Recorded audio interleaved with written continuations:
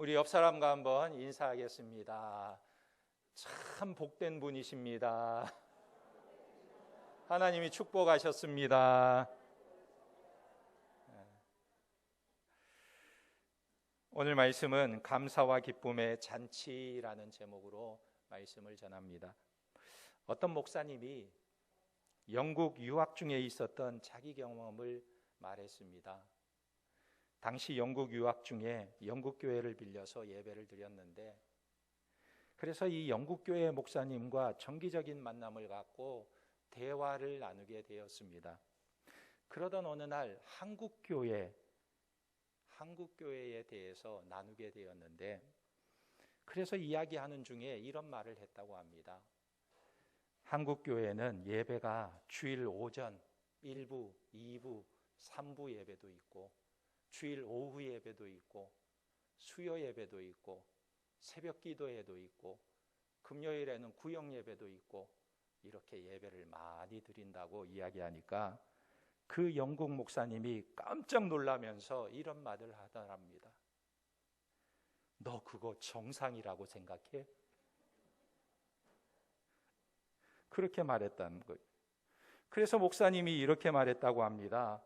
예배가 너무 많은 것도 좀 그렇긴 하지만 유럽 교회가 일주일에 딱 한 번 주일 예배만 드리고 교인이 2,000명이나 되는데 주일에 겨우 20명밖에 나오지 않고,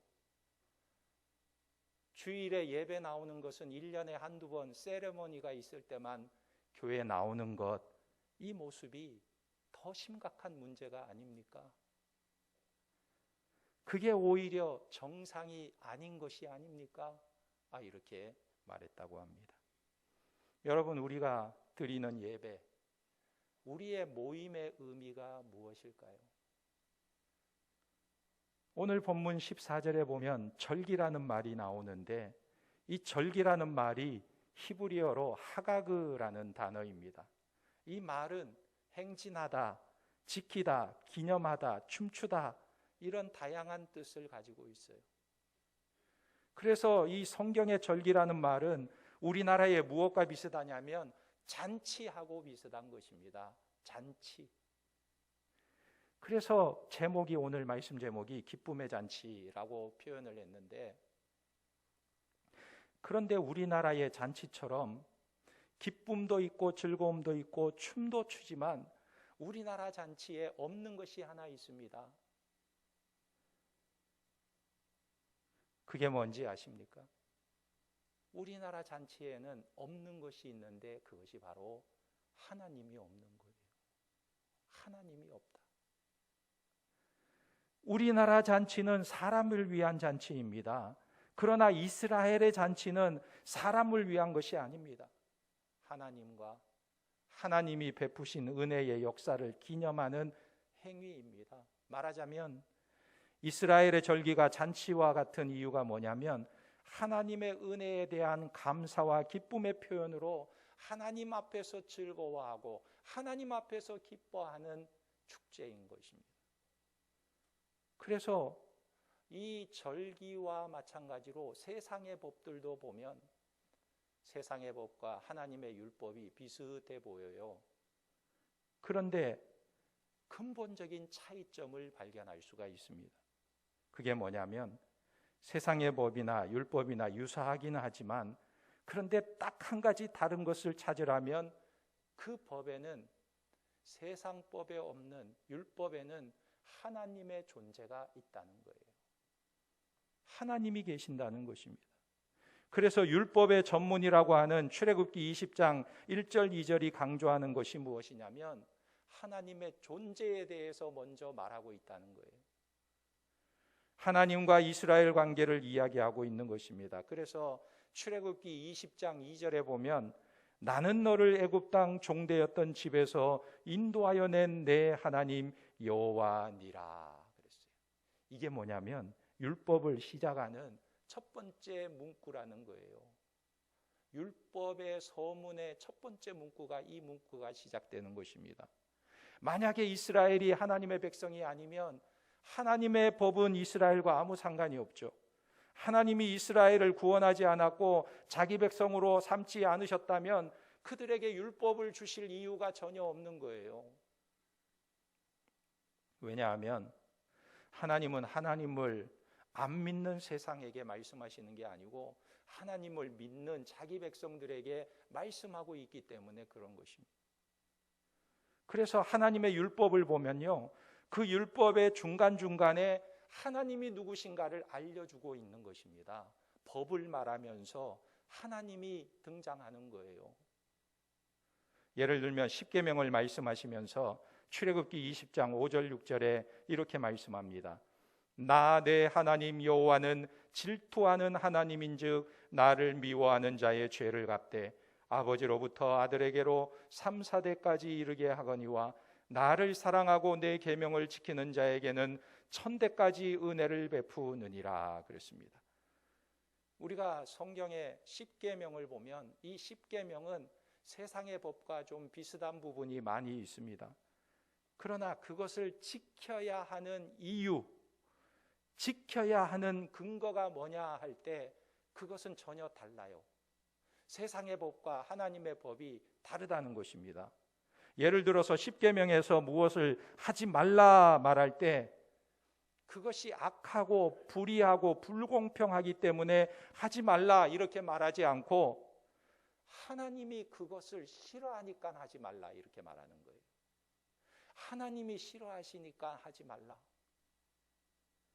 무엇을 또 하라고 말씀하실 때에는 그것이 선하고 의롭고 공정하니까 하라 이게 아니고 하나님이 그것을 좋아하시니까 해라 이렇게 말하는 거예요. 이 차이가 굉장한 차이입니다. 그러니까 이스라엘 백성들이 율법을 지키는 것은 하나님을 생각하면서 지키는 거예요.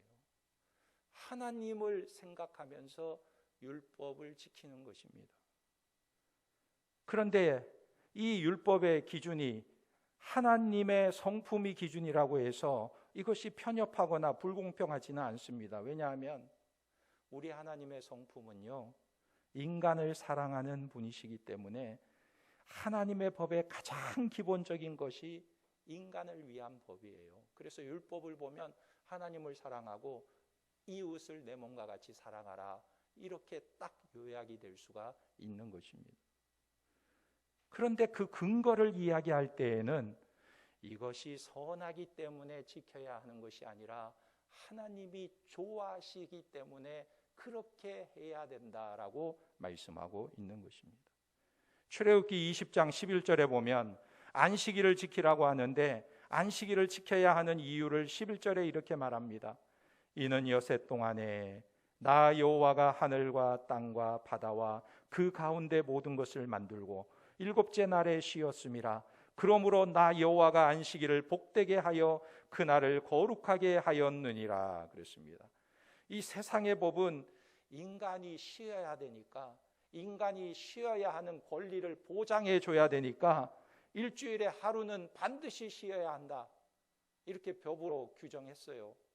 근데 요즘은 주 5일제 근무 아닙니까? 그러니까 이 일주일에 근무하는 시간까지도 법으로 정해가지고 통제하고 있습니다. 인간이 혹사당하지 않도록 쉴 수 있도록 노동법을 통해서 쉬어야 되는 일수를 정해놓고 있어요. 그런데 하나님이 안식일에 쉬라 하는 이유가 무엇이냐면 내가 쉬었기 때문에 너희도 쉬어라. 내가 쉬었기 때문에 너희도 쉬어라. 이렇게 말씀하고 있는 것입니다. 그러니까 이것은 무엇을 말하냐면 하나님께서 자기 백성과 자신을 하나로 묶고 있는 거예요.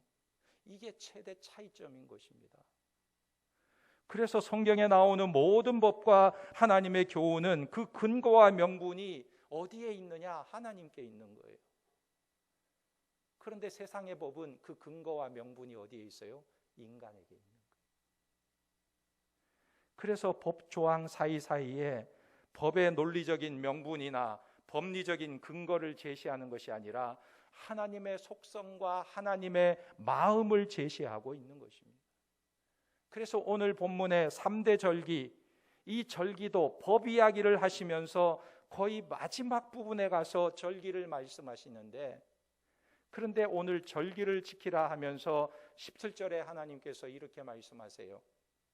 내 모든 남자는 매년 3번씩 주 여호와께 보일지니라 그랬어요. 주 여호와께 보일지니라. 무슨 말입니까? 표를 한번 보세요.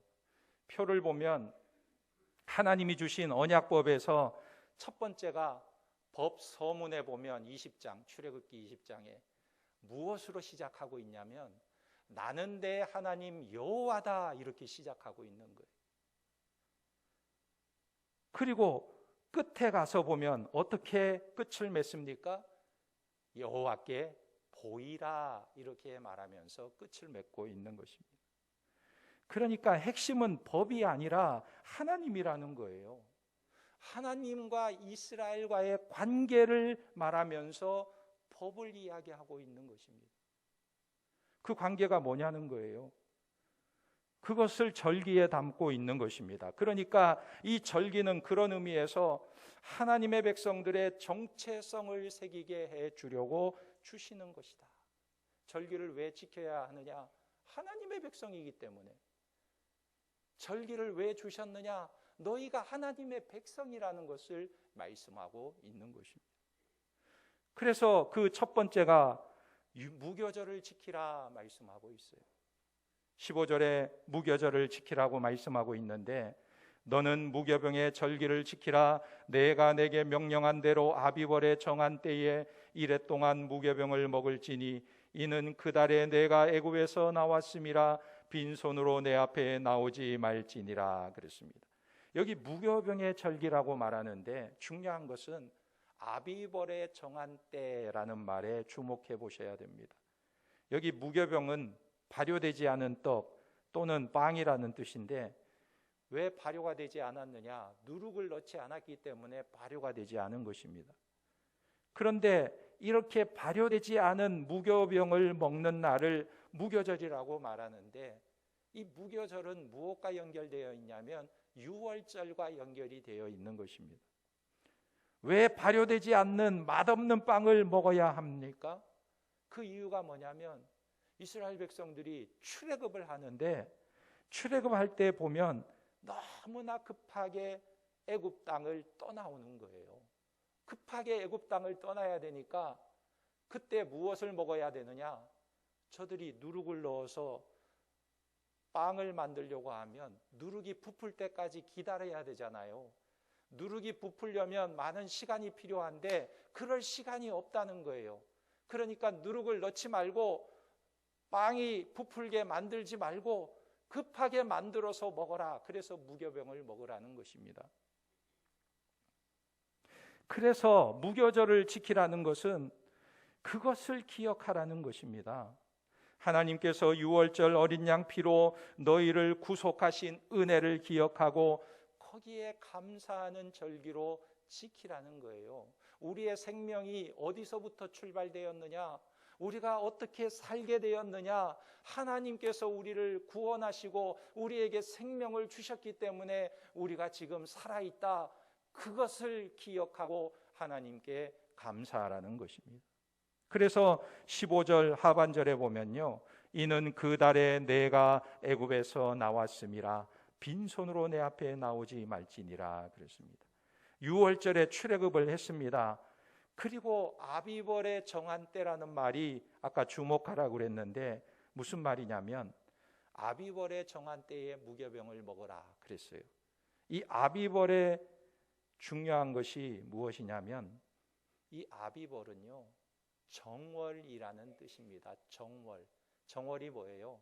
1월 1일을 말하는 것입니다. 그런데 실제로 양력으로 보면 이 아비벌이 4월에 해당되는 거예요. 그러니까 이스라엘은 우리말로 말하면 음력과 양력이 다르듯이 이스라엘은 양력 4월이 그들에게는 첫 달이 되는 거예요. 첫 달. 종교력으로 1월이 되는 것입니다. 왜 그렇게 하느냐? 그 이유가 있습니다. 이들이 아비벌을 1월로 지키는 것은 유월절 때문에 그렇습니다. 그것을 기억하고 있는 거예요. 무엇을 기억합니까? 새로운 생명의 시작하는 달이다, 이렇게 생각하고 있는 거예요. 새로운 해의 시작이 되었다. 그러니까 유월절을 통해서 내가 내 생명을 얻게 되었다, 이것을 고백한다는 것입니다. 하나님께서 그래서 무교절을 지키라고 이스라엘 백성들에게 말씀하고 있는 것입니다. 유월절의 어린 양의 피로 나를 구원하신 하나님이 주신 그 생명의 시작, 삶의 시작의 근거와 뿌리가 하나님께 있다, 이것을 고백하는 절기가 무교절이라는 거예요.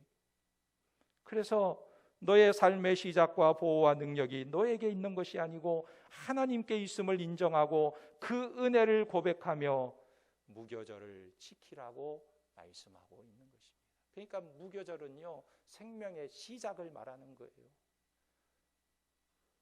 그런데 두 번째로 16절에 보면 맥추절을 지키라 말씀하고 있습니다. 그런데 이 맥추절은 수장절과 함께 나오고 있습니다.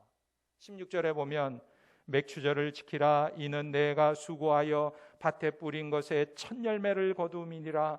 수장절을 지키라, 이는 내가 수고하여 이룬 것을 연말에 밭에서부터 거두어 저장함이니라 그랬습니다.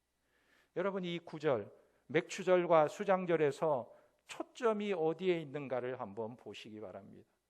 두 군데인데요, 맥추절의 초점, 수장절의 초점이 무엇일까? 맥추절과 수장절을 한 구절에서 함께 이야기하고 있는 이유가 거기에 있는 거예요. 그것을 찾아야 됩니다. 보통 맥추절은 보리 수확의 절기라고 우리가 생각합니다. 이 맥추절 할 때 맥이 보리 맥자 아닙니까? 그러니까 보리를 수확해서 그 수확한 것에 대해서 감사하며 지키는 절기, 이 맥추절이라고 우리가 생각하고 있습니다. 그런데 사실 이 맥추절의 초점은 보리가 아니에요. 보리 수확이 초점이 아닙니다. 오늘 본문에 보면요, 맥추절의 초점이 뭐냐면 첫 열매를 거둠이라 이렇게 말하고 있습니다. 그러니까 첫 열매가 초점이라는 거예요. 그 해에 첫 번째 거둔 열매가 초점이라는 것입니다. 맥추절은 봄에 농사를 지어서 거둔 열매를 감사하는 거예요. 그런데 어떤 사람들은 이렇게 생각합니다. 목사님, 오늘날은 보리 농사도 짓지 않는데 왜 우리가 맥추절을 지켜야 합니까? 이렇게 생각하는 분들도 계세요. 맥추절이 꼭 보리 농사 수확을 거둬서 지키는 절기라고 생각하기 때문에 오해하는 것입니다. 그런데 이스라엘 백성들은요, 이 보리만 농사한 게 아니에요. 이스라엘 백성들이 보리보다 더 많이 지은 농사가 뭐냐면 밀을 농사했어요. 밀. 그러니까 맥추절에는 보리만 수확한 게 아니라 밀을 훨씬 더 많이 수확을 했던 것입니다. 그러니까 첫 수확으로 따진다고 하면 보리만 해당되는 게 아니라 밀도 해당되는 것입니다. 그러니까 어떤 열매를 추수했느냐, 그것을 따지는 것이 아니고 중요한 것은요, 이 맥추절의 강조점은 어디에 있느냐, 무엇을 거두었느냐가 아니고 첫 열매에 초점이 있다 하는 것입니다. 첫 열매를 하나님께 감사하는 것입니다. 여러분, 이스라엘 백성들에게 하나님께서 이 말씀을 주신 곳이 어디일까요? 맥추절을 지키라, 이 말씀을 주신 곳이 어디일까요? 광야에서 하나님께서 이 말씀을 주셨습니다. 이스라엘 백성들이 아직 광야 시내산 앞에 있을 때 이 말씀을 주신 거예요. 그런데 이 말씀을 지켜야 할 곳은 어디입니까? 이 다음에 가나안 땅에 들어가서 이 말씀을 지켜야 하는 거예요.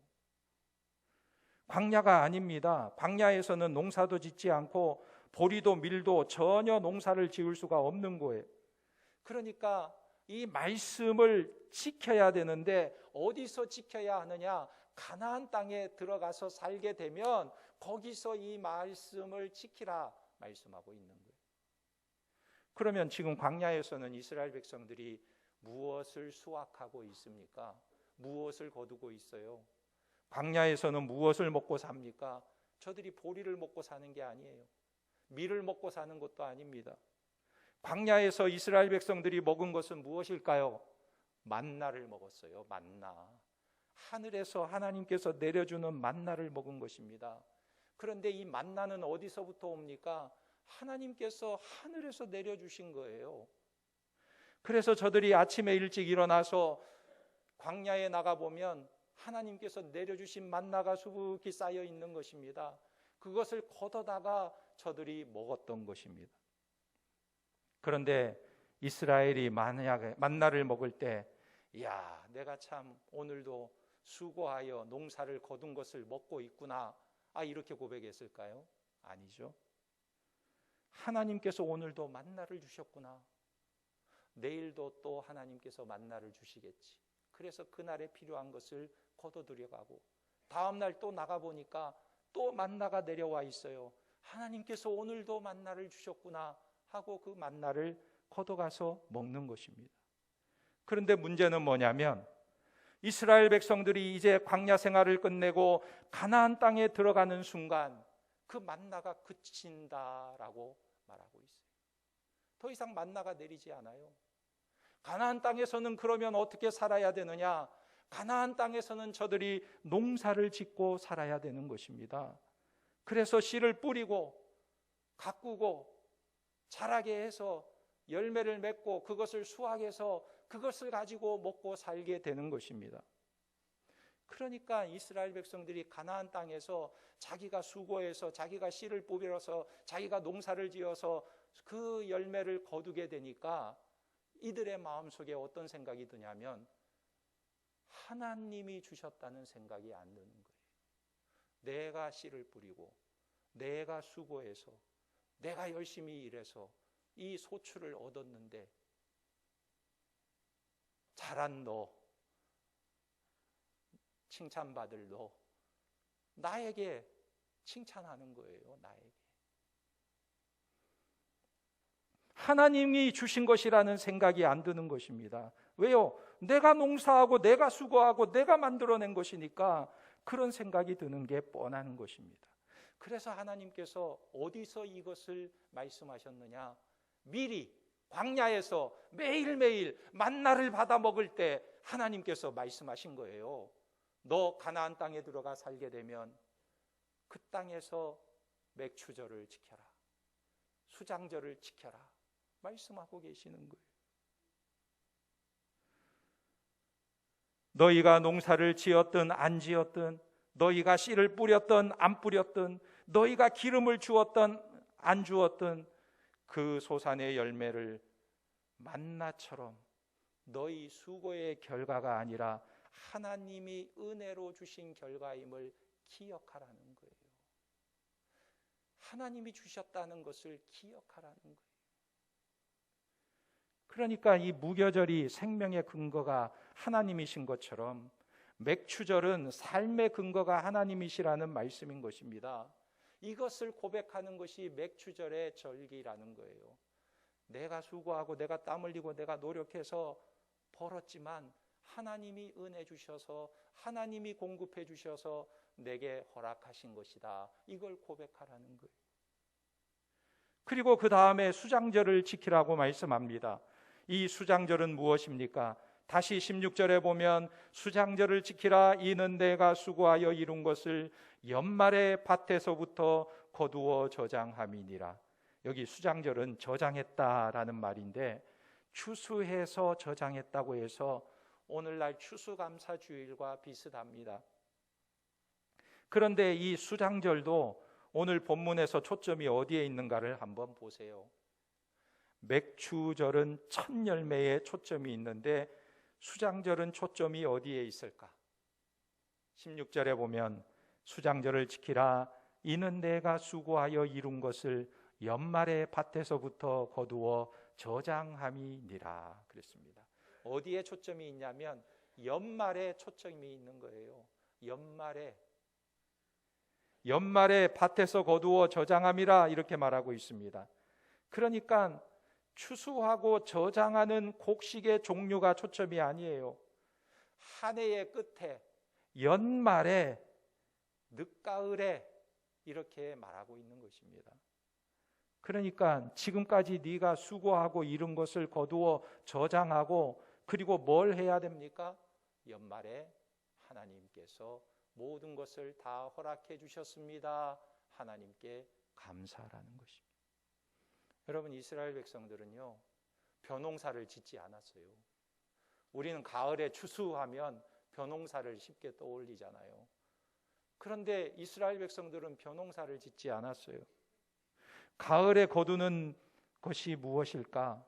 이스라엘 백성들이 가을에 추수하는 것이 주로 뭘까? 그들이 가을에 거두는 것이 이런 것입니다. 올리브와 포도예요. 포도. 우리는 가을하면 벼추수가 최고인데, 사실 이스라엘은 실제로 올리브와 포도를 거둘 때가 한 해가 바뀌는 시기가 되는 거예요. 그러니까 저들이 가을에 추수하는 것은 올리브와 포도 열매였던 것입니다. 그래서 연말이라고 말하는 것입니다. 결국 하나님은 첫 수확을 거두는 맥추절을 지키게 하시고, 연말에 1년 동안 수고하고 고생했던 그것을 수확해서 수장절을 지키게 하시는 것입니다. 왜 이것을 고백하라고 말씀하십니까? 하나님께서 주신 것이다. 하나님께서 너희에게 허락해 주신 것이다. 이것을 알라는 것입니다. 그러면 봄에 심고 여름에 거둔 밀과 보리로 이스라엘 백성들이 무엇을 할까요? 밀과 보리로 이스라엘 백성들은 빵을 만들었어요. 빵을 만들어서 먹는데, 저들이 빵이 주식이니까 빵을 만드는데 빵만 먹었을까? 그렇지 않습니다. 우리는 쌀을 가지고 밥을 지어 먹는데 밥만 먹습니까? 밥 외에 또 무엇을 먹나요? 반찬이 필요하잖아요. 김치, 된장 뭐 이런 게 필요하잖아요. 마찬가지로 이스라엘 백성들에게 있어서 김치 같은 것이 무엇이냐? 저들에게 있어서 중요한 것이 있는데 그게 바로 올리브라는 거예요. 올리브. 그래서 빵을 이 올리브 오일에다 찍어 먹는 것입니다. 그리고 이 올리브 열매를 피클로 담아가지고 새콤하고 짭조름하게 담아서 그 올리브 열매를 먹으면요, 이 맛이 마치 구수한 된장 맛이 나요. 얼마나 맛있는지 빵에 곁들여 먹으면 그렇게 조화가 잘 맞아요. 침이 고이기 시작합니다. 그리고 또 무엇을 먹냐면 포도를 거두니까 포도주를 마시는 것입니다. 그래서 이것이 그들에게 주식이 되는 것입니다. 그러니까 저들이 거두는 열매가 오늘날 우리나라의 밥과 김치 같은 것이에요. 그래서 오늘 본문의 맥추절과 수장절이 한 구절에 나오고 있는 것입니다. 무엇입니까? 시작과 끝이라는 거예요. 결국 이 말씀은 무엇을 말씀하시는 거냐면, 처음과 끝이 다 하나님께서 주신 것이다. 첫 열매도, 연말에 거두는 열매도 하나님께서 주시는 것이다. 이것을 말하고 있는 것입니다. 그래서 그것을 고백하는 것이 절기라는 거예요. 17절에 보면 내 모든 남자는 매년 3번씩 주 여호와께 보일지니라 그랬습니다. 여기 하나님 앞에 보인다, 하나님 앞에 선다는 것인데, 왜 하나님 앞에 선다고 말하고 있습니까? 그것은 하나님께서 나에게 이렇게 공급해 주셨습니다. 이것을 고백하는 거예요. 매년 3번씩 하나님 앞에 나와서 그것을 고백하는 것입니다. 3번 무엇을 고백합니까? 내 삶의 처음 생명, 이 생명은 무교절 주님으로부터 온 것입니다. 이걸 고백하는 거예요. 그리고 내 삶의 첫 수확과 마지막 수확이 다 하나님께로부터 온 것입니다. 이걸 고백하면서 하나님 앞에 서는 것이 예배라고 말하고 있는 것입니다. 그러므로 우리는 매 순간 삶에서 하나님이 주신 은혜를 감사하며 그 마음으로 하나님 앞에 서는 것이 성도의 모습이라는 것을 기억하시기 바랍니다. 그런데 여기서 인간의 수고는 그럼 어디 있느냐? 인간의 수고를 무시하라는 것이 아닙니다. 삶의 근거와 동력이 어디 있느냐는 것입니다. 내 삶의 보장이 어디 있느냐는 거예요. 하나님께서 내게 은혜 주시고 나를 도와주실 때 내가 수고하는 것에 열매를 거두게 된다는 거예요. 우리가 봄의 첫 수확을 의지하는 것이 아니고 가을의 추수를 의지하는 것이 아니라 그것을 주시는 하나님을 의지하는 것이 신앙생활이라는 것입니다. 물론 인간이 수고하는 것이 중요하지요. 그러나 인간의 수고는요, 상황에 따라 달라질 수도 있습니다. 내가 수고한다고 반드시 거두는 것은 아니에요. 예를 들어서 내가 씨를 뿌리고 거름을 주고 잘 가꾸어서 벼가 잘 자라서 가을이 되어 무르익습니다. 무르익으면 야, 이제 다 됐다 생각하지만 그 무르익을 때 태풍이 와요. 어떻게 되겠어요? 태풍이 한번 싹 쓸고 가면 어떻게 되겠어요? 그런데 이 태풍을 잘 견디고 벼가 더 고개를 숙이면서 영그럽습니다. 그러면 또 뭐가 필요할까요? 햇볕이 쨍쨍 비춰줘야 이 벼가 아주 영글어서 제대로 열매를 맺는 것입니다. 그러니까 햇볕이 필요한 거예요. 계속 가을에 비만 계속 와보세요. 장마처럼 어떻게 되겠어요? 수확한 것이 소용이 없는 거예요.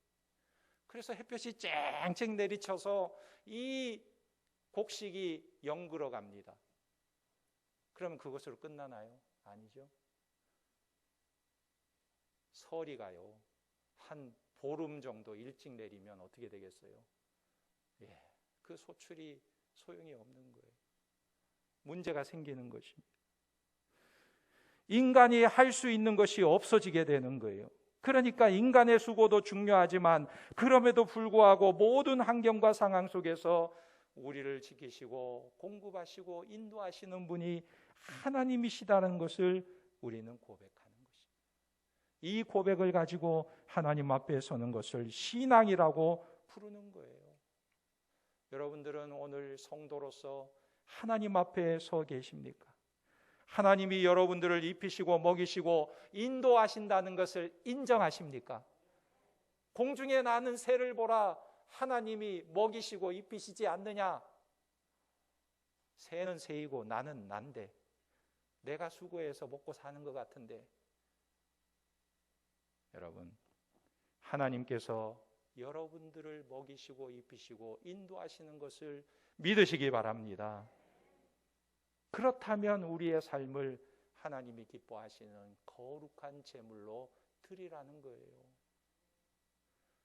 그것이 로마서 12장 1절 말씀 아닙니까? 너희 몸을 하나님이 기뻐하시는 거룩한 산 제물로 드리라. 이는 너희가 드릴 영적 예배니라. 그래서 우리의 삶이 예수 안에서 감사하고 모든 것이 하나님의 은혜라고 고백하면서 기쁨이 넘치는 잔치의 삶이 되도록 내게 나와서 보이라 말씀하고 있는 것입니다. 그런 하나님의 백성들이 다 되시기를 예수님의 이름으로 축원합니다. 아멘. 우리 말씀을 생각하면서 함께 기도하겠습니다. 하나님, 우리의 생명의 근원이 하나님이시고 우리의 삶의 모든 필요도 하나님으로부터 채워짐을 고백합니다. 그 하나님을 기뻐하고 예배하며 그 앞에 서는 우리의 모습이 되게 도와주시옵소서. 우리 주님 한번 부르고 간절히 기도합니다.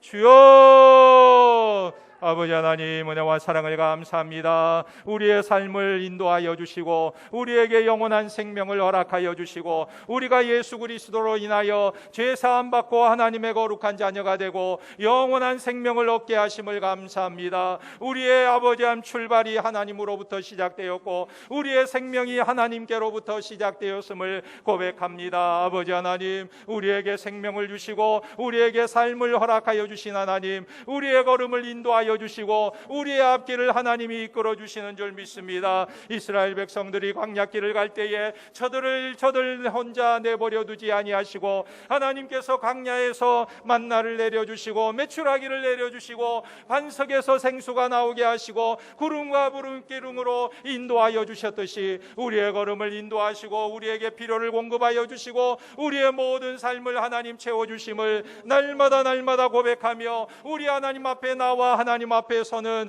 하나님의 백성들이 되게 도와주시옵소서. 내가 수고하고 내가 노력하지만 그러나 하나님의 공급하심과 하나님의 인도하심이 아니면 우리는 아버지 한 풍성한 소출을 얻을 수 없음을 깨닫게 도와주시고 모든 것이 하나님께로부터 왔음에 하나님께 감사와 영광을 돌리는 하나님의 백성들이 다 되도록 은혜를 베풀어 주시옵소서.